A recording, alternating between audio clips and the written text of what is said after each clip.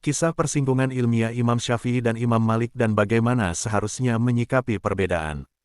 Imam Asy-Syafi'i, Muhammad bin Idris Asy-Syafi'i, adalah murid langsung dari Imam Malik bin Anas, pendiri mazhab Maliki. Ketika masih muda, Imam Syafi'i belajar di Madinah dan menjadi murid kesayangan Imam Malik. Ia mempelajari kitab Al-Muwatta langsung dari gurunya tersebut.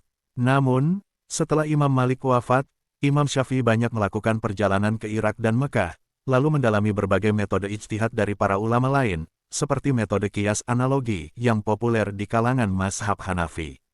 Dari sinilah mulai tampak perbedaan pandangan antara metode Imam Syafi'i dan gurunya Imam Malik.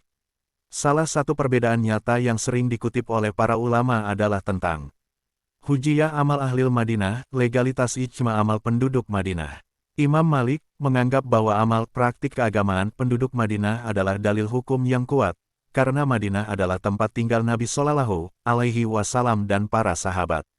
Baginya, jika suatu amalan telah diamalkan turun-temurun oleh penduduk Madinah, itu adalah bukti bahwa Nabi juga mengajarkannya. Imam Syafi'i tidak menerima amal ahlil Madinah sebagai hujah kecuali jika didukung oleh dalil sahih dari Al-Quran atau hadis yang bisa dipertanggungjawabkan. Ia menganggap bahwa otoritas dalil tidak boleh hanya bergantung pada tradisi lokal. Ini adalah perbedaan metodologis yang sangat besar, namun tidak pernah menyebabkan Imam Syafi'i mencela gurunya.